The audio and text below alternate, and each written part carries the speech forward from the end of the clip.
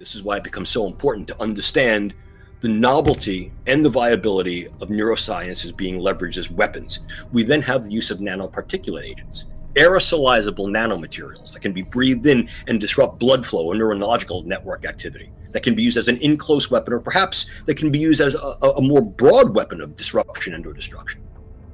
We also have the capability to utilize nanomaterials to get electrodes into a head and to create a vast array of viable sensors and transmitters. This is DARPA's N-cubed program, next generation non-invasive neuromodulation, utilizing these techniques and technologies to create vast arrays of implantable electrodes that need not be put into the brain surgically, that are then able to read from the brain and write into the brain remotely in real time.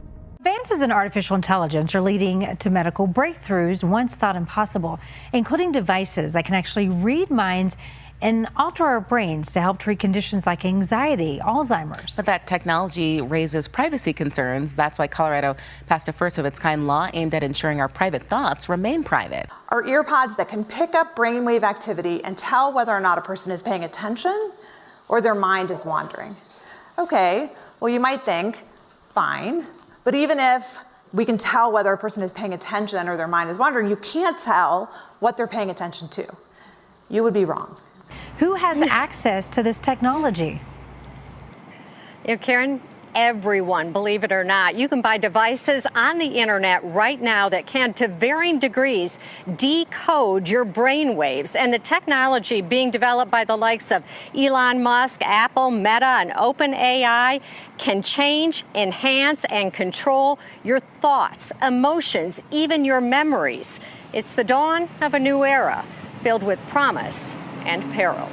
If the at-home devices are impressive, those being used in the lab are even more so. Our brainwaves are like encrypted signals, and using artificial intelligence, researchers have cracked the code, identifying frequencies for specific words to turn thought to text. That I just think it, and AI knows what I'm thinking. Yes. Because of the pattern of my brainwave. Yes. But with the benefits come risks. It is some of the most sensitive data that you could possibly share with anyone. Data insurance companies could use to discriminate, law enforcement to interrogate, and advertisers to manipulate.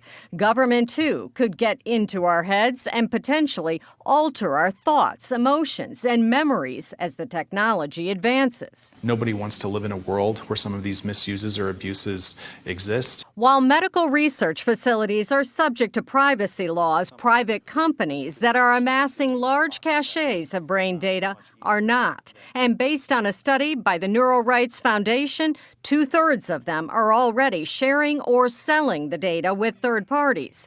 The vast majority of them also don't disclose where the data is stored, how long they keep it, who has access to it, and what happens if there's a security breach.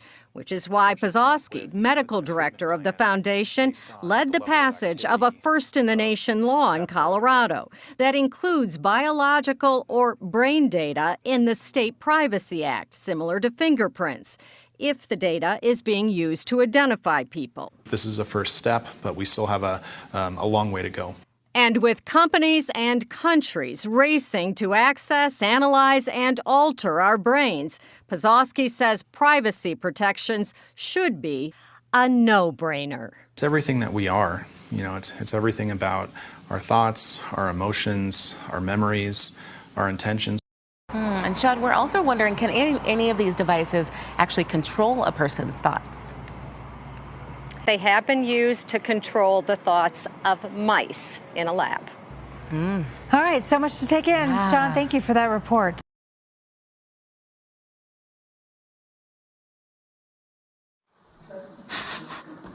What do you think? Is it a future you're ready for? You may be surprised to learn that it's a future that has already arrived.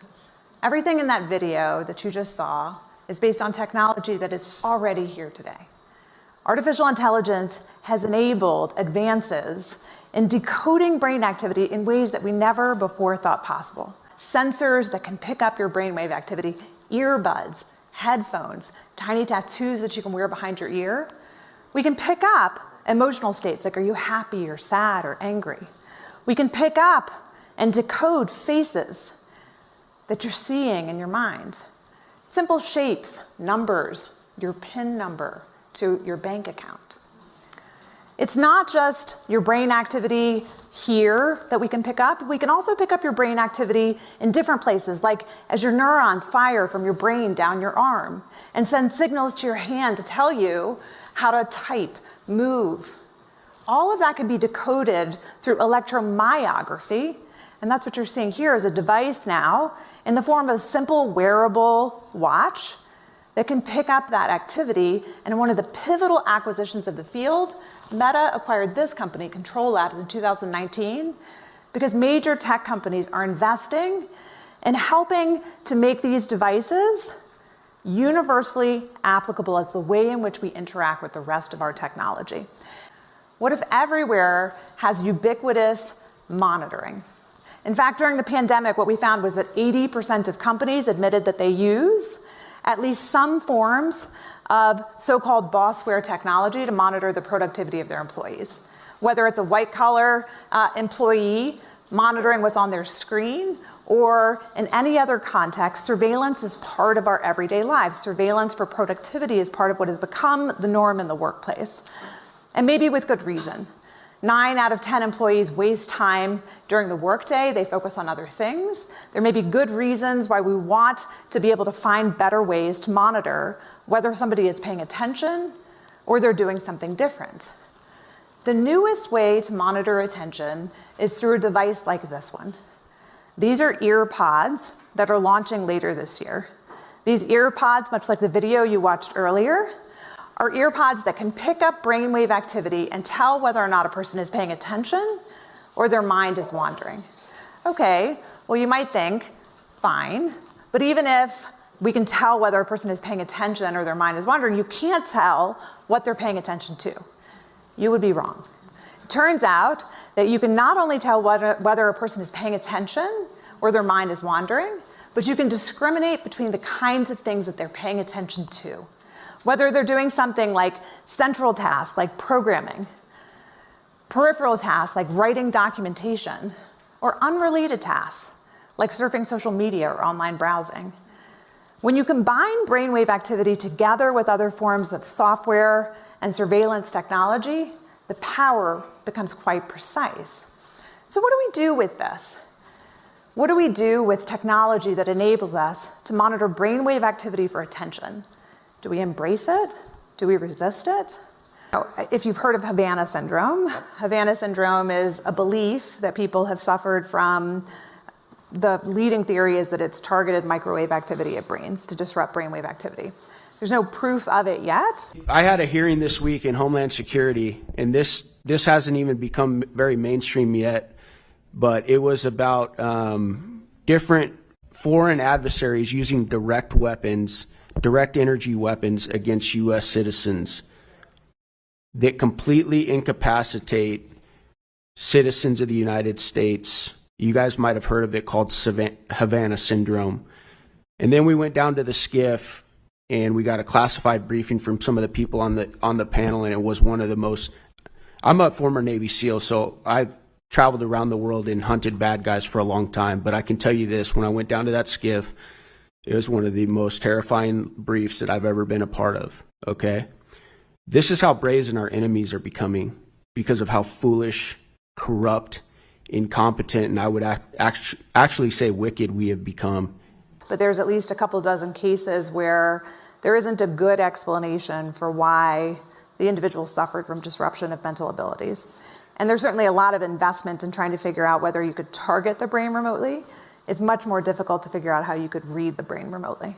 Let's get to that, because I think it's one of the most important and crucial questions about how this develops. And by the way, raise your hands. I'm just going to ask this question and then we'll move to the audience. You talked at the end. At the beginning, you said we won't be able to read complex thoughts.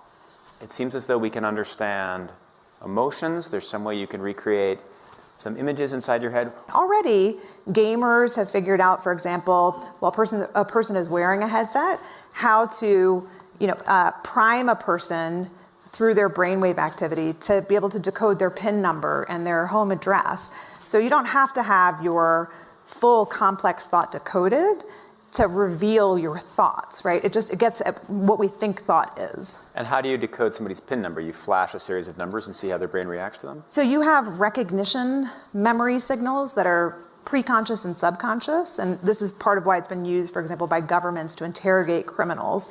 Do you recognize this potential co-conspirator? Do you recognize this murder weapon? Those preconscious signals, like what we call the P300 wave or the N400 wave, these are before you even consciously process information, so you could prime it with a number and then see if a person recognizes it. And you can do it without them realizing that that's what you're doing. So will all of our passwords be cracked first by this or quantum computing? Hard to tell. All right. There's a whole set of things around hacking and bad actors. So, for example, if you have some headset and it communicates over Bluetooth, Bluetooth is just not that secure. Most of these things are kind of read and not write, but there are technologies like TMS that do try to write signals to the brain, and I'm sure people are going to try to do that for various reasons. Imagine those systems being hacked. So, we really want to think this through. We want to get a jump on it. I think that's Nita's fundamental point. I completely agree with it. No matter how long the timescales are on some of the specifics, we need to get on it. I do fall on the side of this is moving faster rather than slower. I'm working with one of the world's leading experts on neurotech, Rafael Yuste, who says that things that he thought would take 5 years are now taking 1 or 2. So I think we're moving faster, and also because $1 billion a year is being spent just by China alone through its military on researching neurotech. And I'm quite confident that they're working on, even though I have no personal knowledge, decoding human thoughts, potentially using these devices for torture and other kinds of things. Use this artificial intelligence voice in the head to break down the ego and control an individual. Ultimately, yes. You can't plug your eardrums. You can't stop the sound. A lot of the targets are tricked into believing evil aliens have abducted their brains. Demons. They're tricked? Yes. How are they tricked? They're told. By who? By the voices. A lot of these school shootings, I think, that you hear about on the news. They hear voices. We've learned that Cruz told the BSO detective that he heard a demon in his head. And police now say he also heard voices. Who heard voices in his head. The scripts, they're called. And they're meant to confuse, the very derogatory. That's just typical breakdown. And why would you want to break down the ego of that person? To rebuild it. So this gets into creating Manchurian candidates. Police have released video made by the man who opened fire at Florida State University. In Project Soulcatch, I referred to a Myron May as a psychobomb. They didn't care who the target was. They were just trying to make him explode and do something bad. He was a lawyer trained there. His reasoning why he shot up the school was he needed news publicity to make sure people understood this was real. And he left a video testimony. As sick as this may sound, I've even had stalkers follow me into church. He believed government stalkers were harassing him and using a direct energy weapon to hurt him. But he gave out 7 packages in the mail, and the FBI intercepted them all. What were in these packages? Just information. Just information. May then opened fire at an FSU library, wounding 3 people. He was killed in a shootout with police. If these people do explode and do something bad like this, there's absolutely no way to prove that there's been any sort of manipulation to the brain. In this guy's case, he talked about it. I mean, obviously he talked, but it was covered up. He's the way they write the article. He sounds like a crazy person. Yeah. Guys, if your assessments here are correct, these are very covert weapons, aren't they? That's correct. There's no entry or exit wound. How they're designed is to make the target feel like they're crazy, like they're imagining things. And you guys also said that these attacks are happening right here in this city. Is that correct? I mean, there have been some that have gone public with respect to Washington, D.C. I think it was Mr.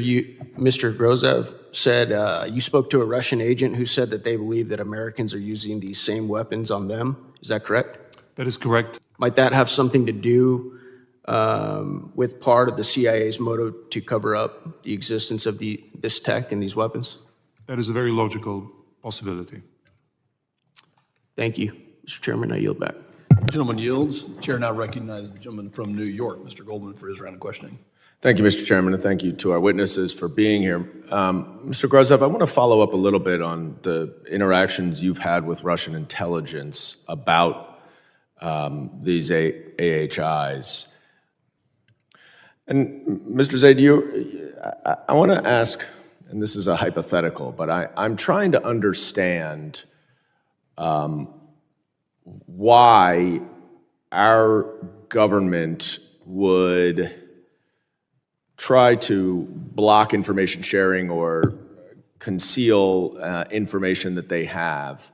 And one thing that comes to mind is whether there's an operational risk to revealing any of the details of their investigation. Is that something that you have come across in any of your work? There's a lot of reasons why the information might not be publicly released. And I do think that's something we could address more in a classified environment to explain that. But there are understandable reasons why the U.S. government has not revealed much of what it knows. There's some long-term things that needs to be done in terms of new acts. But in the short term, we need to do things like implement the original Havana Act. Yeah. DOD still hasn't done it. So this is not out of the realm of these very nefarious people, like in the CIA and these other types of secret societies and institutions of our government. We're now finding out the use of AI can be used against people. We've already heard from the World Economic Forum that they have the ability with AI to be able to read people's thoughts by putting in a little Bluetooth in someone's ear, that they can actually see what someone is actually thinking about as they're working. And they're going to sell it to us, Allison, as this is going to be good for employment, because employers will know whether or not their employees are daydreaming or thinking about other things other than the job. But what is it saying? It is saying that they now possess the ability to read our thoughts and now weaponize us with acoustical types of things that can be sent to us that throws us off balance or makes us feel crazy.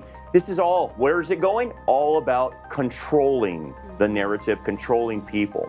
Absolutely. That is most certainly what it is all about, as has been made rather clear over the past couple years especially. But yeah, I think this could obviously take an extremely dangerous turn here. I mean, I wouldn't be surprised if this led to targeting and testing and even like torturing of innocent civilians, which brings me to my next thought, which is the inevitable threat of artificial intelligence mixing into all this, right? Mix AI into the use of neuroweaponry and you get an entirely new uncharted territory. And the whole idea is that we would have these biological sensors in our bodies, and then they could read our thoughts, know our emotions, know whether we're hungry or not, or anything like that. And so now it's a warfare of information. They will have everything on you. They will know we're coming and going. And so this kind of warfare, this kind of being able to target individuals. And think about this.